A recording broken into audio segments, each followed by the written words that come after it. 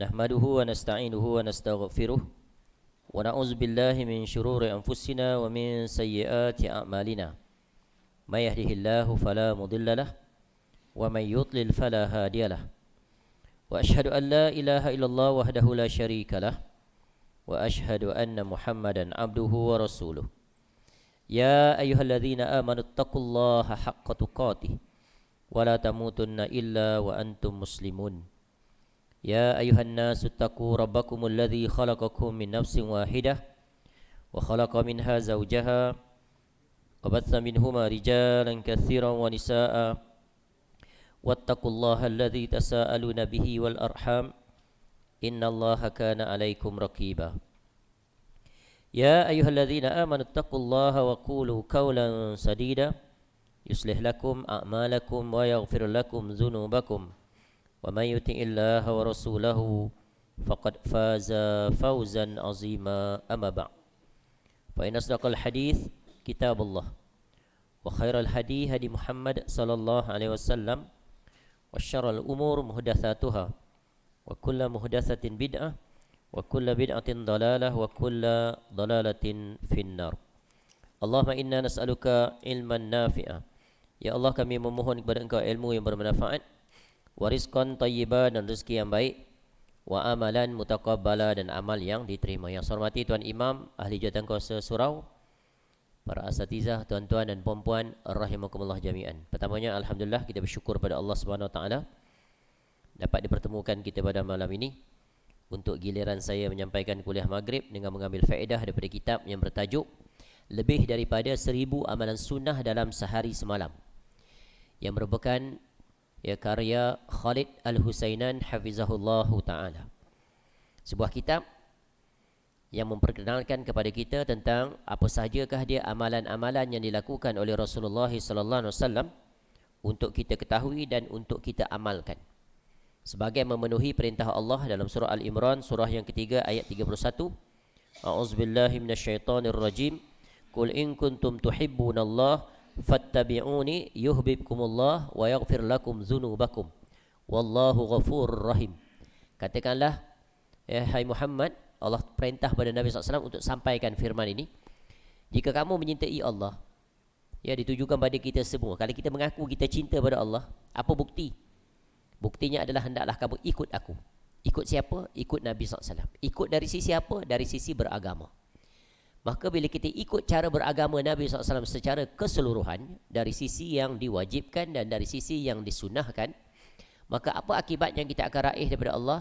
Maka kita akan mendapat kecintaan daripada Allah dan mendapat pengampunan daripada Allah. Dua perkara ini adalah perkara yang diperlukan untuk seseorang meraih syurga di negeri akhirat. Bila dapat dua ni, maka ini satu nikmat yang sangat agung. Dan Allah jelaskan, Allah ampuni dosa-dosa kita kesemuanya. Jadi Allah Maha Pengampun lagi Maha Penyayang. Jadi nak dapat kecintaan dan pengampunan daripada Allah, maka hendaknya kita menjadikan Nabi sallallahu alaihi wasallam sebagai ikutan, sebagai teladan. Dan begitulah yang diperintahkan oleh Allah Taala di ayat-ayat yang lain sebagaimana yang semua kita ketahui. Baik, pada malam ini kita akan memasuki bab yang seterusnya, iaitu bab yang dia tak ada letak bab, dia letak tajuk aja, iaitu sunnah-sunnah ketika makan. Muka surat 105. Sebelum ni berkaitan tentang sunnah-sunnah ketika bertemu dengan orang lain. Ada aturan yang hendaknya kita laksanakan. Begitulah telitinya agama ini mengajar umatnya agar setiap masa dalam sehari semalam, dalam apa saja aktiviti, sama ada ianya berbentuk apa? Perbuatan manusiawi yang setiap hari pasti dia akan lakukan, iaitu tabiat dia dah. Maka tabiat yang merupakan iaitu perlakuan ataupun aktiviti manusiawi dari sisi adat fitrah manusia boleh menatijahkan pahala apabila ia mulai dengan niat kerana Allah Ta'ala dan berjalan sesuai dengan sunnah yang telah Nabi Sallallahu Alaihi Wasallam tetapkan. Dan dalam urusan ini banyak manusia mengabaikan, kerana pada kebanyakan orang dia memahami ibadah itu hanya yang berbentuk kewajipan yang terkandung dalam rukun Islam, solat, puasa, zakat, haji, bersedekah, tinggalkan larangan, Ya, padahal banyak lagi aktiviti keduniaan itu sendiri, ya, yang dia mau tak mau pasti akan lakukan. Ya, dan Allah bagi ganjaran pahala apabila dia ikut aturan. Inilah yang banyak diabaikan. Contoh, pakai baju pun dapat pahala, tanggal baju pun dapat pahala. Masuk tandas, keluar tandas pun dapat pahala. Makan minum pun dapat pahala. Jumpa orang ikut aturan yang telah dipelajari sebelum ini pun dapat pahala. Tapi ada syarat nak dapat pahala. Contoh macam kita mandi. Kalau mandi hanya sekadar bangun pagi mandi, ya, untuk menguatkan tubuh badan, untuk menyegarkan badan, ya, membebaskan daripada segala kekotoran dan bau badan, maka hanya mandi, tak beroleh pahala. Tapi kalau niat mandi itu tujuannya untuk mendapat kesegaran, untuk dipermudahkan, dikuatkan untuk melakukan amal ibadah, dapat pahala. Jadi garis sempadannya adalah niat. Dan yang kedua, ikut aturan Nabi sallallahu alaihi wasallam. Ni buku ni bagi panduan pada kita. Tapi taklah keseluruhan, hanya sebahagian. Sebahagian tu pun tak terbuat juga rupanya. Itulah kita. Sebab apa? Tidak ada kesungguhan. Sebab apa? Memandang ianya perkara kecil. Rugi umur 60 tahun, 70 tahun, hilang pahala dari sisi ini. Seperti masuk rumah, keluar rumah, masuk masjid, keluar masjid. Bagaimana nak meraih pahala? Ikut aturan. Kalau hanya sekadar masuk surau, keluar surau, tak dapat pahala. Dari sisi apa? Dari sisi aturan. Sebagaimana yang telah saya sebut selalu. Ya, nak keluar rumah ada aturan. Nak masuk rumah nanti ada aturan. Nak masuk surau, nak keluar surau ada aturan. Ada bacaan. Ada gerakan. Nak tanggal kasut, ada aturan. Nak pakai kasut pun ada aturan. Tak ada satu pun yang Nabi SAW lepaskan daripada kita. Nak pakai baju, ada bacaan. Nak tanggal baju pun ada bacaan. Buat atau tidak? Ni kalau saya tanya ni, barangkali berat nak jawab ni. Tak tahulah, tempat tuan-tuan barangkali tak kot. Kalau tanya boleh jawab kan? Pakai baju baca apa? Pakai baju tuan-tuan baca apa? Hari-hari pakai baju. Pagi baju lain, tengah hari baju lain, nak solat Jumaat baju lain. Ya, nak masuk bilik air baju lain, pakai tuala je kan? Pakaian lah tu. Nak datang surau sekejap lagi, ni sekarang lain. Nak malam nanti nak tidur, pakai yang lain lagi. Berapa banyak tu kita kena baca doa. Masuk rumah, keluar rumah, kerap sekali. Ya. Pintu depan belakang, kiri kanan ada pintu. Keluar memanjang. Apa doa yang kita baca? Kita tanya. Jadi di situ tu kita dah tahu nilai tahapan sejauh manakah dekat atau jauh kita dengan Nabi SAW. Sebab bukti tadi, kalau cinta betul sejati pada Nabi SAW, pasti dia akan berusaha untuk ikut Nabi SAW. Kalau tidak, apa guna Nabi SAW mencontohkan sehingga diriwayatkan seluruh perbuatan Nabi SAW itu? Tak lain dan tak bukan untuk kita teladani. Sebab itu Nabi SAW, ya, Allah sebut sebagai apa? Uswatun hasanah. Untuk siapa? Liman kana yarjallaha wal yawmal akhir, dan seterusnya. Untuk orang yang mengharapkan wajah Allah, untuk bertemu dengan Allah di negeri akhirat. Itu sebagai mukadimah, nak bagi kesedaran supaya kita berusaha bersungguh-sungguh sebagaimana bersungguhnya kita berusaha dalam meraih rezeki dunia. Baik, sunah-sunah ketika makan. Muka surat 105. Ya, dia asing ni, dia bagi dua. Satu sunah-sunah makan, nanti akan datang sunah-sunah ketika minum. Sebagaimana yang kita ketahui, kita sebagai manusia, salah satu sisi yang Allah jadikan pada kita adalah tabiat untuk meneruskan kelangsungan hidup, maka wajib ada beberapa perkara pokok. Kalau hilang salah satunya, tak dapat. Boleh menyebabkan kematian. Ya. Satunya adalah udara. Mesti ada, oksigen. Dan yang ajaibnya, besarnya rahmat Allah, oksigen yang kita sedut tu, udara, kita keluarkan, sedut oksigen, keluar karbon dioksida tu, tak perlu dibayar. Gratis, percuma. Tidaklah Allah hantar bil udara setiap bulan, tak ada. Percuma. Bayang kalau Allah kenakan bayaran, macam tuan-tuan kena bil elektrik, bil air. Bil udara tak pernah kena. Oksigen tak pernah berbayar. Bil matahari pun tak pernah berbayar. Nampak? Sebab itu nikmat Allah ni kalau kita nak hitung, tak terhitung. Terlalu banyak, tak terbayar. Tetapi Allah hanya minta kita untuk melaksanakan ibadah dalam bilangan yang sangat terhitung. Sikit je, tak padan dengan nikmat. Betul kan? Solat 5 kali ya sehari yang wajib. Solat sunat, qabliyah, ba'diyah. Itu pun kalau rajin. Ditambah dengan solat-solat yang lain. Puasa sebulan je, setahun. Allah tak kata 3 bulan, 4 bulan, 6 bulan. Tak, sebulan. 1/12. Kali 100, tak sampai berapa persen je. Zakat, bila cukup syarat haul dan nisab 2.5. Sikit. Ya. Haji, bila mampu duit banyak, badan sihat, tapi nombor giliran umur 100 tahun. Tak pergilah haji dia. Belum tentu sampai umur 100 tahun. Nanti ganti bila dia mati, haji badal. Anak dia yang terbaik pergi menunaikan haji untuk kedua orang tua. Kalau tak mampu, tak ada arah, Allah angkat perkara itu. Tak jatuh kewajipan. Tapi nikmat Allah tak boleh dibilang, banyaknya. Nampak tak? Sebab itulah betapa banyak manusia yang kufur nikmat. Wa qalilum min ibadiyasy syakur. Sedikit sekali hamba-Ku yang bersyukur. Takut kita tu termasuk dalam tu. Banyak nikmat bagi, Allah minta buat sikit pun malas. Sunnah Nabi SAW terhitung terlalu banyak, tak mahu dia buat. Itulah. Ya, sebab tu minta hidayah pada Allah. Baca doa, Allahumma ahyina wa amitna alal Islam was sunnah. Ya Allah, hidupkan aku dan matikan aku di atas Islam dan sunnah. Tak cukup jadi seorang Muslim kena bersungguh-sungguh hidupkan sunnah. Sebab nak dapat syafaat Nabi SAW ni, salah satu syaratnya itu dia, cinta untuk menghidupkan sunnah Nabi SAW. Baik, sunnah-sunnah sebelum makan. Ini sebenarnya banyak lagi, tapi penyusun kitab ni dia senaraikan yang sedikit saja, yang mudah. Yang mudah ni belum tentu kita buat. Banyak lagi. Ya, sunnah yang pertama adalah tasmiyah, iaitu membaca bismillah tanpa ada tambahan ar-Rahmanir Rahim. Pelik ni. Tentu kalau nak makan baca apa? Bismillahirrahmanirrahim. Betul kan? Ni saya nak jelaskan sikit tentang ucapan, iaitu menyebut nama Allah. Menyebut nama Allah ni dalam 2 bentuk. Yang pertama dipanggil basmalah. Bila disebut Nabi SAW perintahkan basmalah, maka baca penuh. Bismillahirrahmanirrahim. Seperti kita nak memulai membaca Al-Quranul Karim. Ya, dimulai dengan isti'azah, iaitu ta'awuz, a'udzubillahi minasyaitonirrajim. Kemudian diiringi dengan bismillahirrahmanirrahim. Tak boleh baca Quran bismillah, tak boleh. Dia mesti penuh. Kecuali pada surah Al-Bara'ah atau surah At-Taubah tak dibacakan bismillahirrahmanirrahim. Ya, bara'atum tu ya dimulai dengan isti'azah. A'udzubillahi minasyaitonirrajim.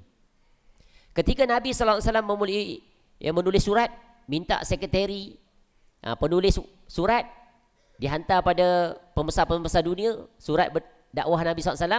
Nabi SAW mulakan dengan bismillahirrahmanirrahim. Ketika nak memulai satu pekerjaan secara umum, maka dimulai dengan bismillahirrahmanirrahim. Itu umum. Ya. Namun ada tempat-tempat tertentu Nabi SAW mengkhususkan cukup baca bismillah. Itu dipanggil tasmiyah. Dia 2. Satu basmalah, satu tasmiyah. Ya. Boleh faham sangat ni? Jadi jangan rasa selama ni kita baca bismillahirrahmanirrahim salah ke? Mesti ada pertanyaan begitu. Betul kan? Tentu kalau nak makan minum baca bismillahirrahmanirrahim, betul kan? Tapi di sini dia kata iaitu baca bismillah. Baik, saya akan sebut betapa Nabi SAW ini sangat teliti dalam mengajar perintah Allah. Ketika mana perintah itu hanya sampai bismillah, Nabi SAW akan ajar kita baca cukup bismillah. Ketika ada perintah baca penuh, maka kita baca penuh. Kenapa? Wallahu a'lam. Tugas kita adalah ikutlah. Dan Nabi SAW ajar seperti itu. Siapa kita yang berani untuk menokok tambah? Tu kena ingat tu kaedah tu. Saya bagi contoh, selain daripada makan dan minum ni baca bismillah saja, ada banyak lagi. Nabi SAW ajar kita cukup dengan bismillah. Apa contoh? Iaitu masuk dan keluar rumah.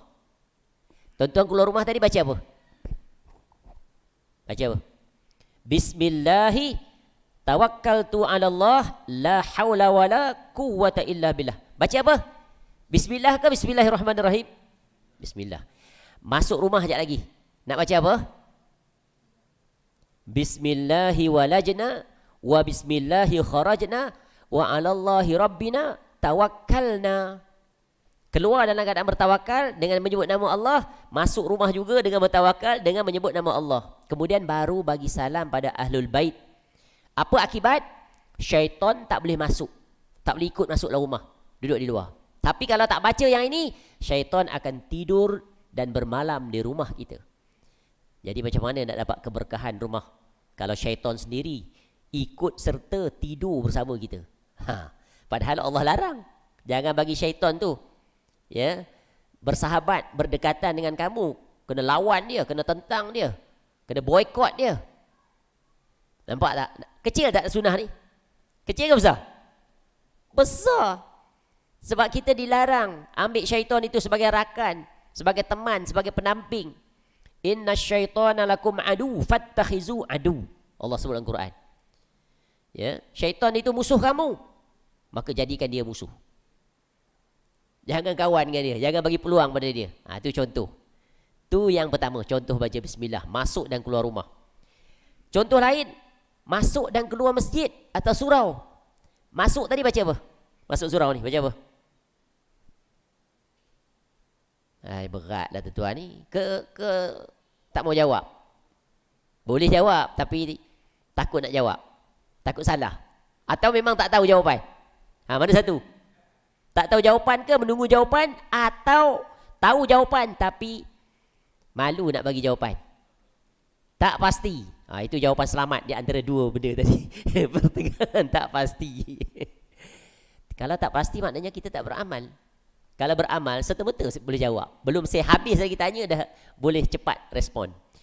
Ketika masuk ke surau atau masjid, mula-mula kita baca, sebelum kita baca doa masuk masjid atau masuk surau, dia sama je, kita ni je beza masjid dan surau. Istilahnya dipanggil musalla, tempat sujud. Baca masuk dengan kaki kanan, baca bismillah. Itu yang pertama. Yang kedua, wassalatu wassalamu ala rasulillah. Baru baca doa, Allah maftahli abwaaba rahmatik. Dia kesalahan surau dan masjid ni, dia tampal doa tu, letak nak masuk, letak nak keluar, dia terus baca yang tu je. Allah maftahli abwaaba rahmatik, keluar, Allahumma inni as'aluka min fadli. Tak sempurna, dua sunnah awal dia gugur kan. Sebab tu nak buat doa apa-apa kena tengok kitab. Pastikan itu adalah sahih, memang daripada Nabi SAW. Surau ni ada tak letak doa mana-mana? Saya tengok ada 2-3 surau, saya tegur tu. Tulis sempurna, mula-mula mesti tulis bismillah. Kemudian selawat pada Nabi SAW, baru doa masuk.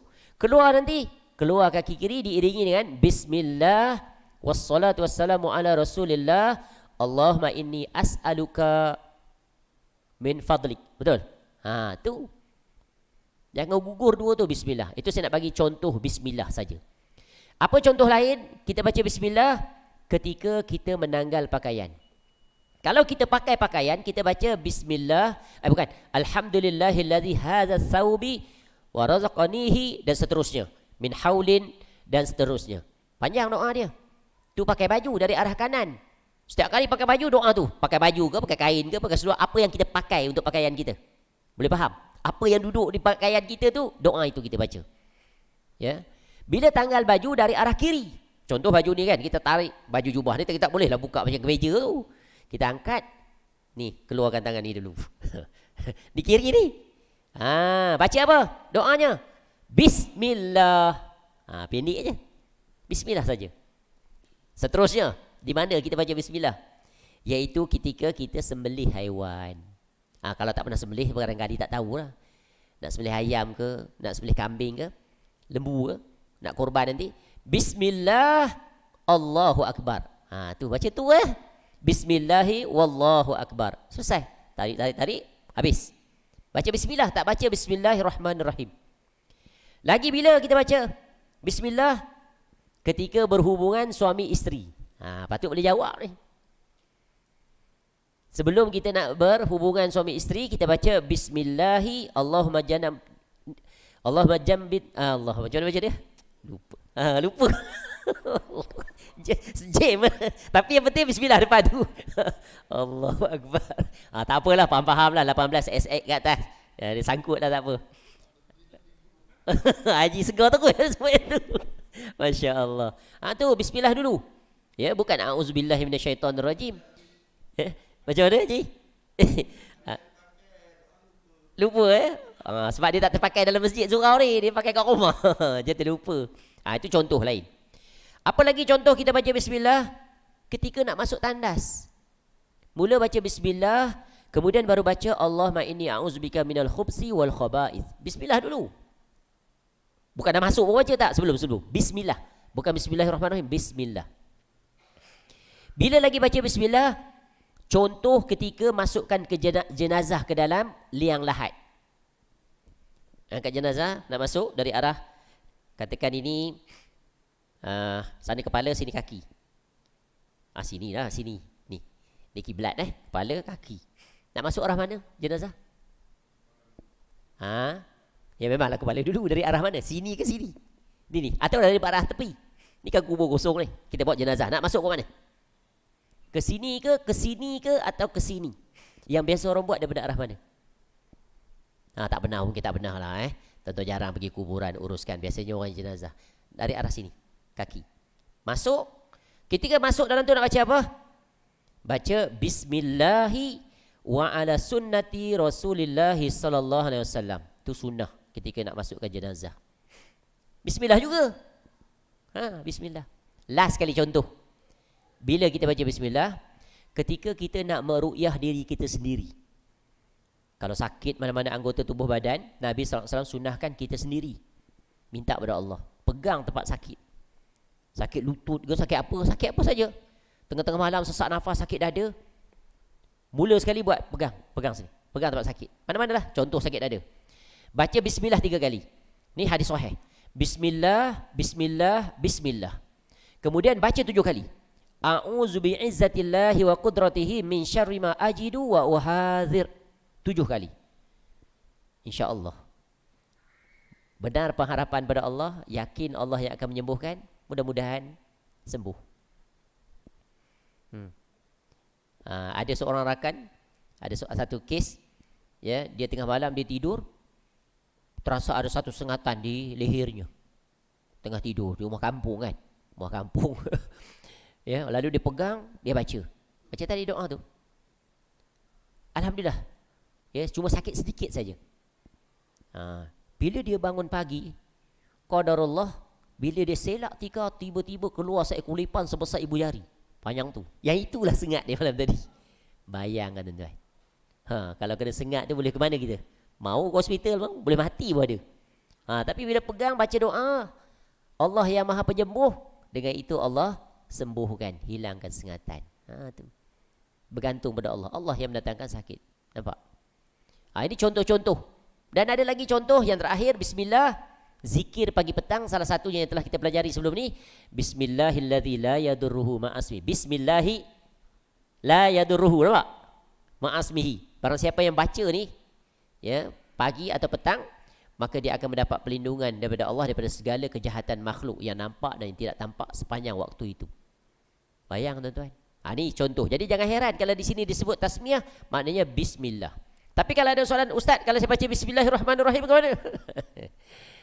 Para ulama mengatakan yang terbaik ikutlah cara Nabi SAW. Kerana kalau bismillahirrahmanirrahim itulah yang terbaik, tentu Nabi SAW akan baca pada kita. Walau bagaimanapun kalau baca bismillahirrahmanirrahim tak salah. Cumanya para ulama kata yang terbaiknya ikutlah cara Nabi SAW. Boleh faham ni bukan salah tak, tapi sunnah. Kita ikut cara sunnah. Boleh faham ni? Boleh nampak? Tapi kita, masyarakat kita bukan setakat bismillah doa makan, macam-macam dia baca dalam doa tu. Ya, Allahumma barik lana fima razaqtana wa qina azabannar. Itu ada hadisnya, tapi hadis itu adalah hadis yang dhaif. Tak cukup dengan doa tu, dia baca doa lagi. Allahumma rabbana atina fid dunya hasanah wa fil akhirati hasanah wa qina azabannar. Bukan tempat itu untuk kita baca doa makan. Sebab apa? Nabi SAW tengok ajar makan. Makan ni hendaklah disegerakan. Jangan ditangguh. Ni belum makan berzikir bagi Fatihah, Al-Fatihah. Mana datang? Siapa suruh kamu baca Fatihah kita nak makan? Kenapa kamu tak baca surah Al-Baqarah? Panjang sikit, puas hati. Sebab tak ada aturan daripada Nabi SAW. Sebab makan ni mesti disegerakan. Tambah pula makan lambat, betul kan? Ceramah Isra Mi'raj, lepas tu baru makan.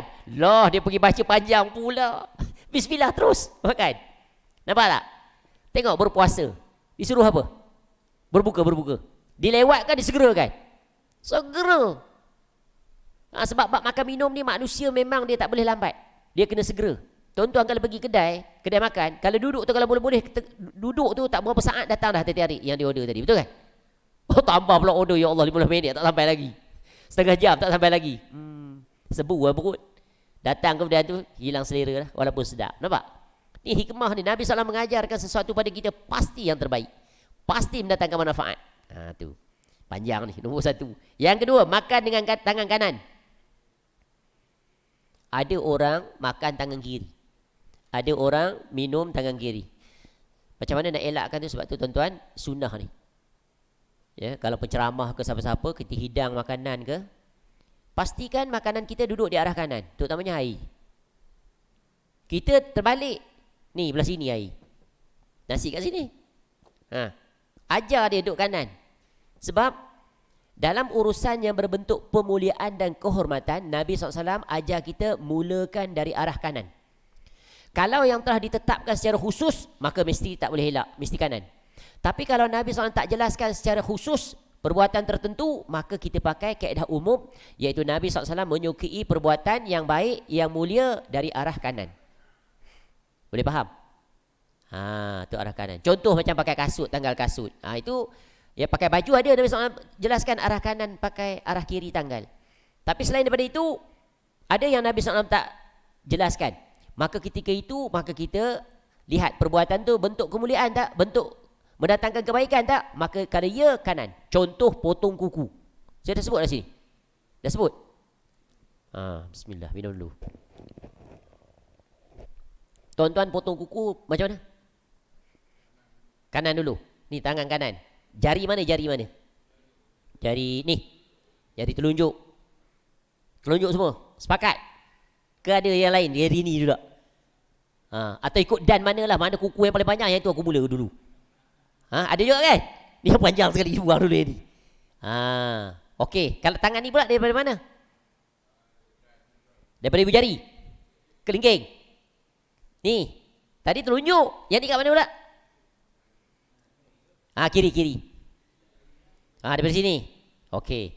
Tuan-tuan, dalam bab ini tiada hadis khusus menjelaskan tata cara. Wallahu a'lam, setakat yang saya tahu, Nabi SAW tidak menjelaskan jari mana dulu nak pakai.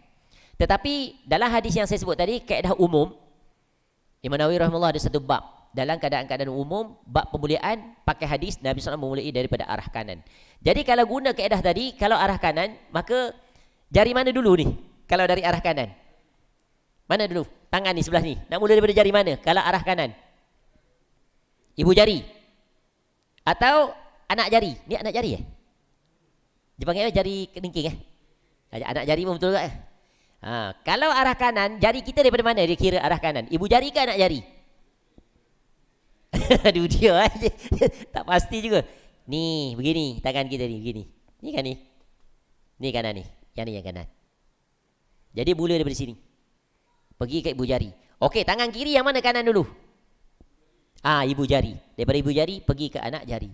Itulah dia. Sama dengan kaki. Nampak? Ini saya luaskanlah. Ni makan dengan tangan kanan ni memang spesifik Nabi sebut. Tak boleh ditukar. Ya, tak boleh ditukar. Barang siapa yang tukar, maka hukumnya adalah haram, berdosa. Makan atau kebanyakan orang minumlah selalunya tangan kiri. Minum dia makan tangan ni. Ataupun dia makan mie. Ada kuah kan? Garpu dan sudu. Mie kat sini, kuahnya kat sini. Itu adalah dilarang, haram. Sebab apa haram? Sebab Nabi SAW menyebut dalam hadis, inna syaitan ya'kulu bishimal wa yashrabu bishimal. Ya, syaitan dia makan dengan tangan kiri, dia minum dengan tangan kiri. Tadi kan kita dilarang ikut syaitan. Barang siapa yang ikut makan seperti itu, maka dia ikut sunnah syaitan. Boleh tak ikut sunnah syaitan? Boleh atau tidak? Sebab tu ajaib anak-anak, ya, kita kena didik. Budak-budak selalu kita tengok dia makan tangan kiri, minum tangan kiri. Kadang-kadang ada orang dia makan nasi tangan kiri. Ajaib. Barangkali dia jenis tangan kiri. Tangan kiri. Tapi itu bukan alasan, tak boleh, kena tukar. Boleh faham itu contoh. Jadi gunakan tangan kanan. Tapi dalam perkara-perkara yang berbentuk, ya, tak memuliakan, maka kiri. Contoh kita beristinja, kiri, betul kan?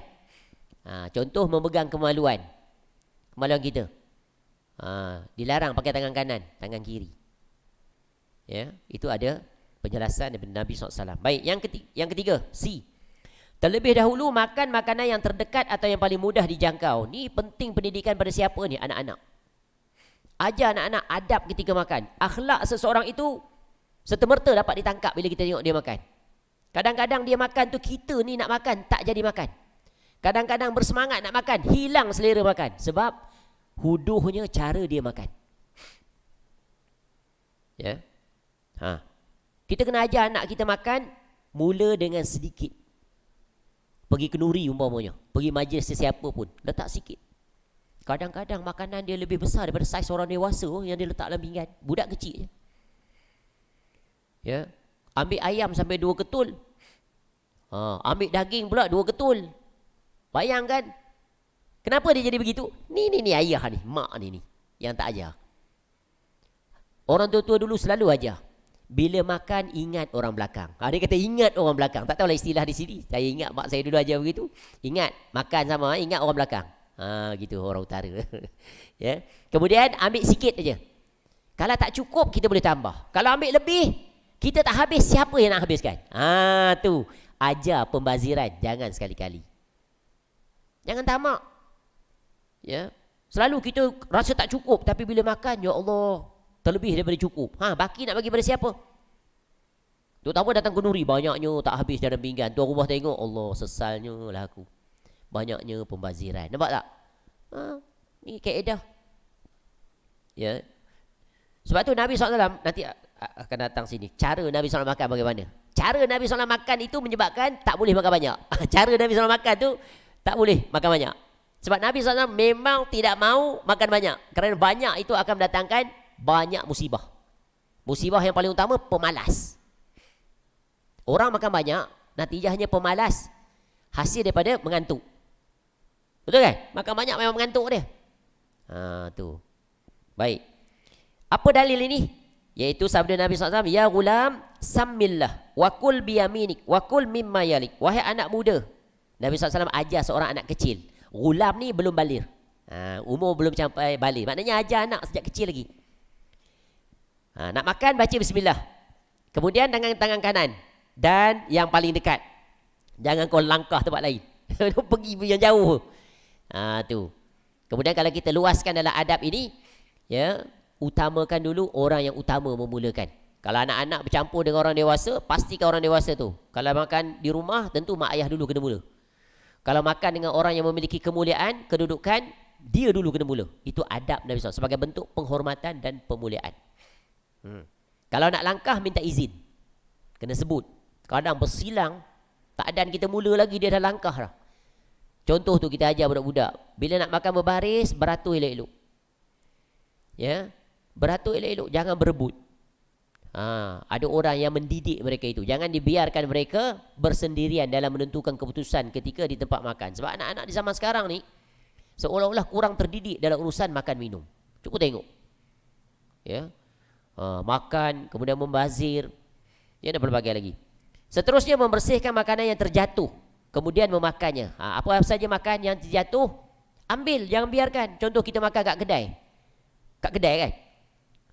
Anak tu kena ajar, jangan jatuh walaupun sebutir. Orang tua-tua dulu sangat teliti ni. Orang dulu satu dia kata apa? Jangan biarkan walaupun sebutir beras nasi jatuh, nanti nasi tu menangis. Dia kata begitu, nasi tu menangis. Kita ingat kita tak jadi ambil. Ya. Sebenarnya di situ ada keberkahan. Sebab kita tak tahu yang mana yang berkah. Bukan najis pun. Nasi jatuh atas meja, takkan ada najis itu. Dihukum dengan yang zahir. Betul kan? Ketika itu jatuh sikit dah kotor. Cuba tengok orang ketika lapar. Orang ketika lapar, pergi di belakang KFC tu, buka tong sampah tu, dalam tu ada daging, ambil basuh dah makan. Ketika lapar. Sebab apa? Makan, minum ni fungsi dia apa makan ni? Apa tujuan kita makan? Bukan sedap. Orang zaman sekarang makan sedap. Sanggup pergi jauh. Nak makan lemang toki tu kat Bentong tu, right esok. Pagi lagi pergi dah. Beratur penuh situ. Itu makan untuk menikmati. Betul kan? Untuk sedap. Tapi makan ni sebenarnya sedap tu nombor 2, nombor 3. Makan ni adalah untuk mengusir rasa lapar. Itu. Di mana tu? Bukti dia. Allah ajar kita pada bulan Ramadan. Betul kan? Ketika itu yang ada hanya air ni je ketika nak berbuka. Dan ada nasi dengan kuah je. Sedap tak waktu tu? Makan tak? Selera tak? Apa pula tak selera pula? Lapar mesti nak makan. Betul kan? Bila dah terusir rasa lapar, bawa mari makanan yang paling sedap. Nasi biryani. Memang original daripada Yaman. Paling sedap chefnya. Teringin tak nak makan? Dah kenyang kan tadi? Tak. Makanan yang tersedap, chef yang paling hebat, paling handal. Air dah hilang dah dahaga. Bawa air pula. Macam-macam jenis. Tak mau dah. Nampak? Jadi sebab tu Nabi SAW ajar kita makan ni adalah untuk mengusir rasa kenyang, rasa lapar, minum untuk mengusir rasa dahaga. Adapun selebihnya adalah nikmat. Ya. Tu berdasarkan hadis Nabi SAW, iza saqatat min ahadikumul luqmatu falyumit ma kana biha min azan thumma liyakulha.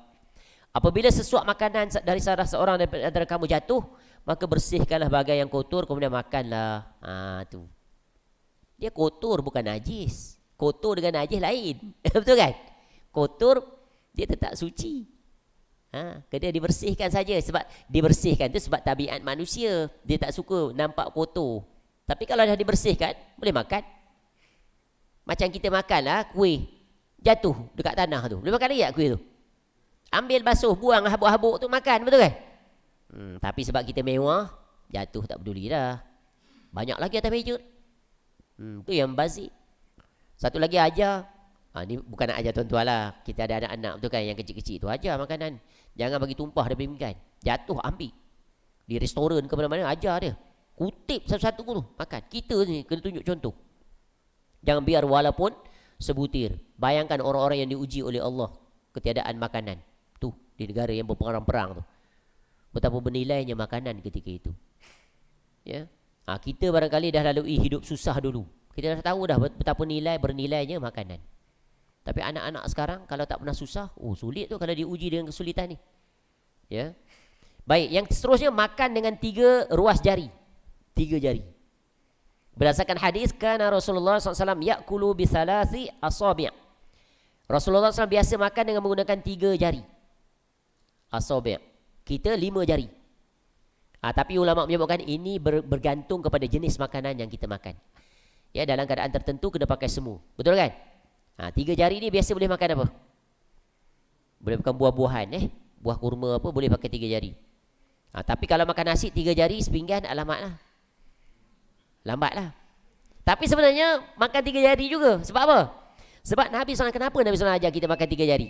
Sebab Nabi SAW nak ajar kita makan hanya sekadar untuk mengusir rasa lapar. Bukan makan sekenyang-kenyangnya. Kita makan kenyang. Bahasa kasar orang kampung kata melantak. Tu, tak tahu pakai tak sini. Ada?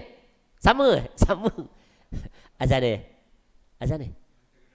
Boleh lagi kasar. Mentega darah. Tu, untuk utara biasa guna perkataan tu juga. Ya, makan melampaui had. Memang kita hidup di zaman yang begitu. Betul kan? Mewah dengan makanan. Bulan Ramadan pun tak berhenti makan. Lepas berbuka lagi more lagi. Macam-macam ada. Itu belum pergi buffet lagi. Buffet Ramadan. Itu betul lah tadi. Melantak dan mentega darah. Sebab apa? Bayar mahal RM80. Semua tu dia tawar habis. Setiap satu tu dia makan. Rosak puasa. Patutnya kedai makan tutup. Dia buka seluar-luar je. Itu yang datang tarawih tak larat tu. Malam pun tak bangun dah. Tidur oleh dia. Dah masuk azan ni? Saya berhenti dulu. Nanti kita habiskan lagi bab makan. InsyaAllah kita sambung lepas ni sikit lagi. Wallahu'alam. Bismillah.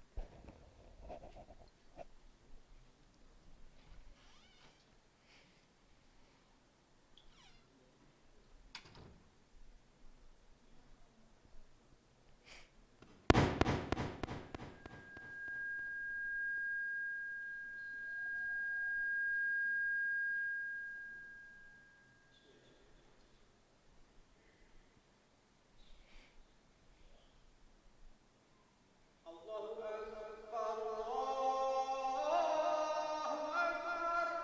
Allahu Akbar. Allahu Akbar.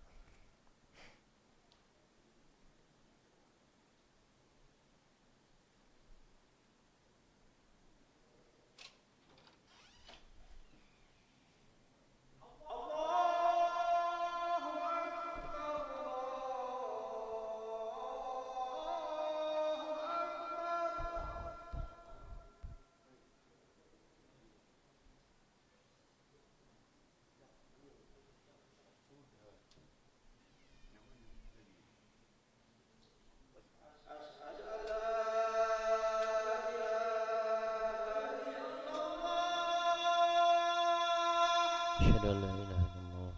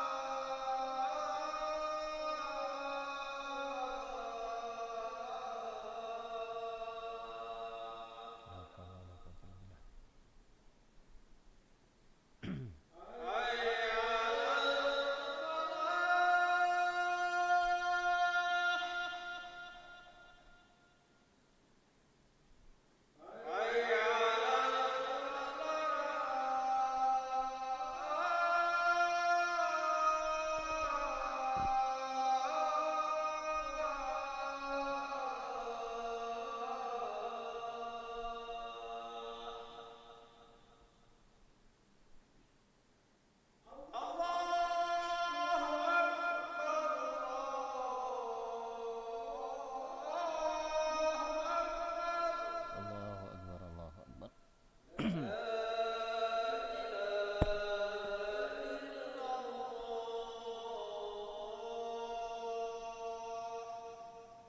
La ilaha illallah wa ana asyhadu an la ilaha illallah. Alhamdulillah rabbil alamin. Bismillahirrahmanirrahim. Allahumma shalli wa sallim.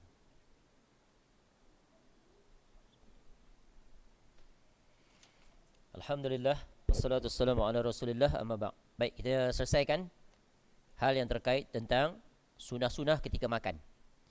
Jadi Nabi SAW makan menggunakan 3 jari. Ya, inilah keumuman dari perilaku Rasulullah SAW. Yang demikian itu yakni makan dengan 3 jari adalah perbuatan yang lebih utama dilakukan manusia menurut ajaran Islam. Akan tetapi apabila ada kepentingan lain yang erat kaitannya dengan situasi dan keadaan seperti makanan yang terhidang berkuah, maka tidaklah mengapa tidak menerapkan sunnah ini. Maknanya sesuai dengan apa yang kita makan. Ya, kalau makan mie kita pakai garpu tu kan, itu dibenarkan. Ya, tetapi dalam keadaan biasa maka kita menggunakan 3 jari. Belajar untuk mengikuti sunnah Nabi SAW. Kenapa Nabi SAW pakai 3 jari? Sebab Nabi SAW nak menyedikitkan makan. Bahkan Nabi SAW bagaimana? Nabi SAW sangat menjaga makanan. Nabi SAW makan tak banyak, sedikit. Ya. Bagaimana cara Nabi SAW nak menyedikitkan makanan? Dari sisi mengambil makanan dengan 3 jari dan juga cara duduk makan Nabi SAW. Menghalang daripada masuknya banyak nasi ke dalam perut. Nasi pula dah. Okey, makanan ke dalam perut. Contoh, Nabi SAW duduk dalam beberapa bentuk. Di antaranya duduk di atas ni, tapak kaki dan lutut ditegakkan. Itu biasa kita lihat kan? Orang makan duduk seperti itu. Itu nak menyempitkan perut. Satu lagi Nabi SAW duduk di atas 2 tumit. Dia kata duduk. Salah satu bentuk duduk yang boleh di dalam solat. Duduk di atas tumit, 2 tumit. Nabi SAW duduk seperti itu. Adapun duduk seperti yang kita duduk bersila dan sebagainya, itu meluaskan perut. Itu yang makan banyak tu. Yang tu yang dapat apa penyakit PJK. Dapat anugerah PJK, perut jalan ke depan. Kemudian makan pula dekat nak tidur. Belum sempat proses dah tidur. Itu yang perut ke depan besar. Itu PJK nama dia. Pingat kan? Perut jalan ke depan. Ya, makan menderak semua dilarang. Mengiring ke menyandar. Menyandar ni tanda pemalas. Dan ada sifat kesombongan. Satu lagi ciri makan Nabi SAW ni, iaitu tidak ada unsur kesombongan. Cara duduk, cara suapan, cara mengambil makanan, cara makan dihidangkan, jenis-jenis makanan. Kita sekarang semua ada kesombongan. Banyak. Apa contohnya? Tak cukup dengan tadi, dipamerkan, upload dalam Facebook. Makan apa hari ni? Kat mana? Pagi makan di Meru, tengah hari makan di Nilai, petang makan di Kota Baru. Dia semua nak upload. Macam-macam makan jenis tunjuk kat orang. Apa tujuan? Apa tujuan? Sekadar makanan. Nampak tak? Berbangga dengan makanan mewah yang dia makan. Berbangga, nak tunjuk pada orang. Nabi SAW tidak sekali-kali. Bahkan kalau kita lihat dalam Syama'il Muhammadiyah, bab yang banyak di antaranya tentang makan minum Nabi SAW. Kalau kita baca tu, ya Allah, jauhnya langit dan bumi kita dengan Nabi SAW, begitu juga para sahabat. Sangat zuhud. Makan sekadar apa yang ada, sekadar yang perlu. Kalau tengok orang-orang zuhud yang datang sesudahnya, para sahabat tu memanglah tak tertandingi. Kalau kita tengok Imam Nawawi rahimahullah, makan sekali sehari. Makan bukan macam kita. Sekenyang-kenyangnya. Kadang apa yang ada roti kering yang terbuat daripada tepung yang sangat kasar, itu dia makan. Bukan makan sedap, makan untuk mendatangkan tenaga dan kuat tubuh badan. Ya, kita di zaman kita Allah bagi nikmat tak terhitung. Mewah dengan makanan, tak salah. Tapi sepatutnya dengan mewah makanan tu, mewah juga amal ibadah kita. Sepatutnya. Betul kan? Tak ada halangan dah. Makan sedap semua dah, tak terfikir apa lagi dah. Nak beribadah pun tak ada halangan, tak ada gangguan. Perut berbunyi, kerok kosong, tak, kenyang terlebih. Tu. Ya, itulah nikmat Allah uji kita dengan makanan yang mewah. Tak terhitung. Sebab tu Nabi SAW sebut dalam hadis secara makna, berpagi-pagi seseorang itu dalam keadaan 3 perkara, seolah-olah dunia dihimpunkan padanya. Apa dia? Bila dia bangun pagi, sihat tubuh badan dia. Bila dia bangun pagi, ada makanan untuk dia. Makan minum. Ada makanan. Walaupun air kosong dan roti kering. Ya, kemudian ada aman. Aman pada dia waktu pagi. Kata Nabi SAW, 3 nikmat ni, bila siapa dapat dia setiap pagi, maka seolah-olah dunia itu dihimpunkan untuknya. Maknanya apa? Bersyukur di atas nikmat. Betapa banyak orang yang dijauhkan daripada nikmat ini. Nak makan pun sulit. Hidup hilang keamanan. Peluru saja berterbangan di atas kepala. Tidur pun berlantaikan tanah, beratapkan langit. Kita surau mewah, aircon lagi, betul kan? Kapek baru. Apa lagi kita hendak? Yang Allah hendak hanya syukur dengan melakukan ketaatan padanya. Baik. Saya baca je lah yang ni. Cara duduk ketika makan saya dah sebut. Yang kedua, sunah-sunah setelah makan. Tadi ringkas sangat ni. Sebenarnya kalau perbahasan ni panjang. Al-Imam An-Nawawi rahimahullah dalam kitab Riyadhus Salihin pada bahagian yang kedua mendatangkan berbelas bab tentang makan. Adab yang pertama dalam Riyadhus Salihin itu adalah tentang adab makan dan minum. Panjang. Di sini ni ringkas saja. Baik, sunah setelah makan adalah memakan sisa makanan yang terdapat di piring dan menjilati jari jemari. Ya, Rasulullah SAW memerintahkan kaum muslimin agar memakan sisa makanan yang terdapat di piring dan agar mereka menjilati jari jemari setelah menyantap makanan apapun. Demikianlah yang dianjurkan atau disunahkan oleh beliau SAW sebagaimana sabdanya, innakum la tadruna fi ayyihil barakah. Sesungguhnya kamu tidak mengetahui di bahagian manakah dari makanan itu yang mengandungi barakah. Maknanya apa? Bila kita makan nasi, pastikan pinggan kita itu bersih. Tiada seulas pun makanan. Maknanya kita bersihkan dia. Tuan-tuan cuba tengok orang makan. Kadang tu, ya Allah, bahasa utara dia kata berlemuh. Ya, lintau apa berserabutnya pinggan itu. Sebab tu kita kalau ajar makanan ni, Masya Allah, orang tua dulu ajar suapan hendaklah suapan yang kecil je. Jari, memang orang tua dulu ajar begitu. Saya tak tahu tuan, memang dia ajar makan kecil, saya ambil sikit je masuk mulut. Kemudian makanan tu kita arahkan dia daripada depan tu ke belakang. Tak adalah sentuh sana, sentuh sini, nasi bertebaran di atas pinggan. Ini huduh cara makanan. Nabi SAW ajar. Orang tua dulu memang kalau dia ajar makanan yang memang ikut aturan lah. Masya Allah, halus. Bila siap pinggan tu, seolah-olah pinggan tu dah dibasuh. Padahal belum basuh lagi. Bersih. Kalau dia susun tu, tulang-tulang kemas setempat. Cuba tengok tuan-tuan. Tuan-tuan pergi kenduri, makan, tengok cara orang makan. Tuan-tuan pergi restoran, cuba berhati. Itu belum satu bab lagi. Belum satu bab lagi ketika dia meninggalkan meja makan tu berterabur habis pinggan-pinggan mangkuk cawan-cawan. Pening kepala tu pekerja. Nak datang ambil tu muka ketat, basah macam bila datang layan pelanggan. Tengok ke perangai tuan-tuan tu. Bukan tuan-tuan sini lah tempat lain. Minta maaf tarik balik perkataan tu. Ya. Cuba kita tunjuk akhlak yang agung. Sesudah kita selesai makan di restoran atau di mana pun, kita susun. Tadi ada 5 pinggan. Pinggan, mai sini anak-anak, susun. Letak sebelah ni. 5 pinggan sini, susun, stack. Stacking tu. Ya. Sisa-sisa tu letak bahagian atas. Kutip semua pinggan tu kasar-kasar. Maknanya kita dah tinggal yang paling minima dah untuk dia nanti nak basuh. Cawan ambil semua, tak sempat. Setempat ni. Meja-meja tu, tisu tadi bertaburan, ambil semuanya, lap-lap sikit yang kasar-kasar yang kalau tak reti nak bersih makanan lah atas meja patutnya dah kita ambil semua kita makan tadi kalau ikut sunnah ni. Bayangkan kalau pekerja datang, senyum tak dia? Tolak tu ataupun dia bawa, ambil je letak. Dia lap je senang. Ni kita datang kedai makan, duduk penuh punya mangkuk berterabur. Kita pula panggil, dek cepat sikit dek, tolong clear ni. Berserabut aku tengok ni. Nak makan pun tak selera. Nak pegang pun geli. Nampak tak? Padahal makanan bukan kotor pun. Tapi begitulah. Tengok ni tuan-tuan. Kalau kita semua buat, kita dah masuk dalam hadis. Hadis apa? Nabi SAW sebut, ya khairun nas anfa'uhum linnas. Sebaik-baik manusia adalah manusia yang bermanfaat pada manusia lain. Itu kan bermanfaat. Dan amal yang paling dicintai oleh Allah yang mendapatkan kecintaan seseorang 4. 4 ni barat salah sebuat Allah cinta pada dia. Apa dia? Yang pertama, memasukkan kegembiraan dalam hati seorang mukmin. Gembira tak dia tadi dengan perbuatan kita? Seronoknya. Unik keluarga ni berbanding dengan semua keluarga yang datang ke meja makan itu. Yang kedua, kata Nabi SAW, iaitu mengangkat kesulitan daripada seseorang mukmin. Terangkat tak kesulitan dia?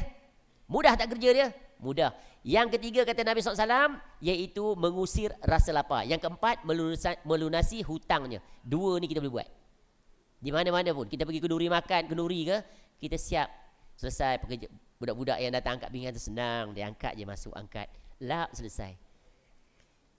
Tuan-tuan, kita jangan ingat kita pergi restoran tu, saya customer apa? Saya bayar. Tu yang berterabur. Bukan berterabur pinggan mangkuk je atas meja. Kerusi pun tukang langgang. Sepatutnya jadi tabiat. Bila kita kerusi ni, kita keluar, kita masuk balik lah. Payah sangat ke? Ni satu sana, satu situ, satu situ. Itu kalau satu meja, kalau 10 meja tak pening dia. Kenapa kita sampai begitu, kita tak boleh fikir. Padahal itu adalah akhlak yang diajar oleh Nabi SAW.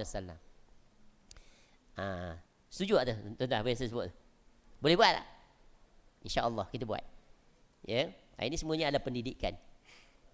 Keberkahan. Baik. B, membaca Alhamdulillah setelah makan. Alhamdulillah.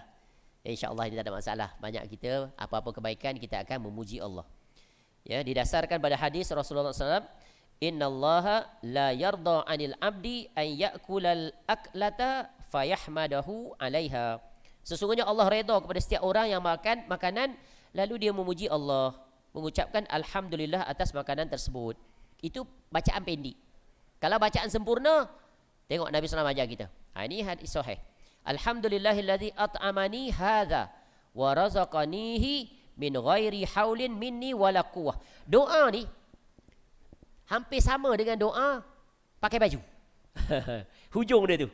Ya, hadza wa razaqanihi min ghairi haulin minni wala quwwah. Tadi saya baca doa pakai pakaian. Alhamdulillahilladzi hadza thawbi. Depan dia ni wa razaqanihi min ghairi haulin minni wala quwwah. Sama. Bahagian akhir. Segala puji bagi Allah yang telah memberikan makanan ini kepadaku dan yang telah memberi rezeki kepadaku tanpa daya dan kekuatan dariku. Semuanya milik Allah. Allah mudahkan untuk kita menikmati rezeki. Betapa banyak orang yang memiliki wang ringgit yang tak terhitung banyak, tapi Allah tarik rezeki makan minum. Duit banyak. Tapi bila nak order teh tarik yang paling sedap, triple layer, teringat kat sini. Kau ingat ini. Kau order teh tarik sekejap lagi masuk hospital tau. Jalan tau. Kena penyakit kerja manis. Allah dah ingat. Tak sedar lagi, nak cari duit lagi. Sibuk lagi. Betapa banyak nikmat Allah tarik, betul kan? Nikmat yang paling besar adalah pantang jumpa apa je makan. Semua boleh makan. Kadang-kadang kita pergi rumah ziarah, dia akan tanya kan, minum tak air Nescafe? Minum tak air Milo? Semua saya tak minum. Saya minum air ni je dah. Air ni. Sky Juice. Sedap nama, Sky Juice. Tapi bahasa orang kita tak sedap, air mati. Sekarang panggil air apa ni? Air mineral, canggih sikit lah. Tapi air ni lah yang paling nikmat di atas muka bumi, betul kan? Tak tertandingi.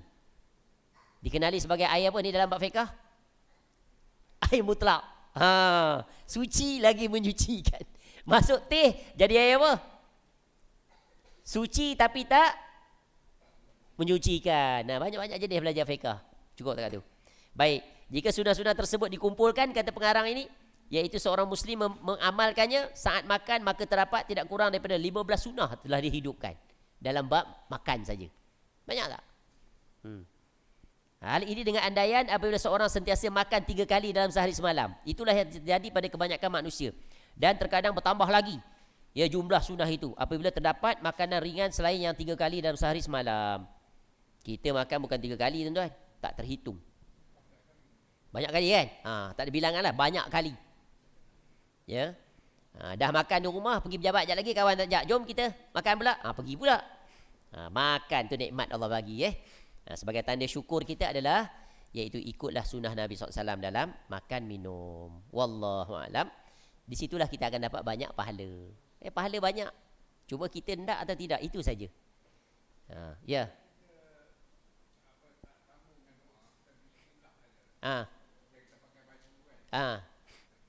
Baik. Boleh. Cuma kan kita diberi pilihan. Di antara yang baik, yang biasa dengan yang terbaik. Mana nak pilih? Tuan diberi tawaran. Okey, saya nak bagi hadiah. Ya, percuma, tak perlu bayar. Ya. Nak hotel 3 bintang ke 7 bintang? Nak yang mana? 7, betul 7 betul kan? Semua dia support, tanggung beres. Saya, tuan diberikan iaitu tawaran. Gratis, percuma untuk menunaikan umrah. Nak duduk, nak naik kapal terbang, business class ke, nak economy class. Kemudian nak duduk hotel, ya 10 meter daripada Masjidil Haram ataupun 1 kilometer daripada Masjidil Haram. Nak pilih yang mana? Tahu pun. Yang tadi pun begitu jugalah. Ya, kita jangan asal beginilah. Yang penting aku buat. Tak, kita nak buat yang terbaik. Sebab apa? Sebab Allah perintahkan. Dalam Quran Allah sebut dalam surah Al-Mulk contohnya ayat yang kedua. Allazi khalaqal mauta wal hayata liyabluwakum ayyukum ahsanu amala. Baca panjang tak malam. Baca kan? Apa makna tu? Dialah Allah yang menciptakan kehidupan dan kematian untuk menguji di antara kamu ni siapakah yang terbaik amalnya. Terbaik ahsanu. Sebab tu maratib Islam ni 3 tingkatan. 1 iaitu rukun Islam kan? Buatnya itu dia seorang muslim yang sejati. Naik tahap lagi ya iman, benar zahir batin dia, mukmin. Tingkat tertinggi apa? Ihsan. Jadi apa? Muhsin. Ni yang kita nak pergi. Tu Allah perintah pergi yang itu. Buat yang terbaik. Ya, bukan asal-asal buat, apatah lagi asalan buat. Mesti pastikan yang terbaik. Bila Allah bagi pilihan, pilih yang terbaik. Sebab kita nak masuk syurga yang terbaik. Jangan asal, ya Allah, asal aku masuk syurga, yang penting aku masuk syurga. Tak kisahlah syurga mana, yang penting masuk. Ada tuan-tuan seperti itu niat? Atau, ya Allah, masukkanlah aku dalam syurga yang terbaik, yang tertinggi, yang pertengahan, yang di situ beradanya yaitu ma'allazina an'amta 'alaihim minan nabiyyin wasiddiqin wasyuhada'i wassalihin wa hasuna ulaika rafiqa. Mereka siapa? Yaitu syurga Firdaus. Nanti menyesal masuk, tengok ya Allah, syurga yang paling istimewa syurga Firdaus. Aku duduk bawah sekali. Syurga ada berapa tingkatan? 7. Ada berapa tingkatan? Sudahlah. Nak masuk syurga pun tak tahu berapa tingkatan, macam mana nak masuk? Mesti tahu sifat-sifat kalau nak masuk paling asas. Syurga ada 100 tingkatan. Nak tingkatan yang mana? Yang paling tinggi tadi, yang pertengahan, syurga Firdaus. Maknanya kategori manusia tak sama di dunia. Kita nak yang bersama Nabi SAW. Nampak? Neraka ada berapa tingkatan? Cari jawapan. Ya. Wallahu a'lam. Tak boleh panjang-panjang. Kalau hurai ajak panjang pula. Mudah-mudahan bermanfaat. Prinsipnya kita begini. Beramallah yang terbaik sesuai dengan kemampuan. Dah kita usaha dah, yang itu yang terbaik, maka itu Allah akan nilai sesuai dengan kemampuan. Tapi kalau kita ada kemampuan tapi kita tak usaha pada tahap kemampuan tertinggi, maka kita telah mensia-siakan nikmat kemampuan yang Allah kurniakan kepada kita. Jadi bagaimana Allah akan memberikan kita imbalan ganjaran yang terbaik untuk kita padahal kita berlebih kurang? Masuk akal tak? Kalau di dunia berlebih kurang, bos nak naik pangkat kita tak? Bagi gaji banyak sikit tak? Tak. Tu Maha suci Allah daripada perumpamaan seperti itu, hanya sekadar untuk mendekatkan pemahaman. Wallahu a'lam. Subhanakallahumma wa bihamdika asyhadu an la ilaha illa anta astaghfiruka wa atubu ilaik. Wassallallahu ala nabiyyina Muhammad wa ala alihi washabbihi wasallam. Wa akhiru da'wana alhamdulillahi rabbil alamin. Assalamualaikum warahmatullahi wabarakatuh.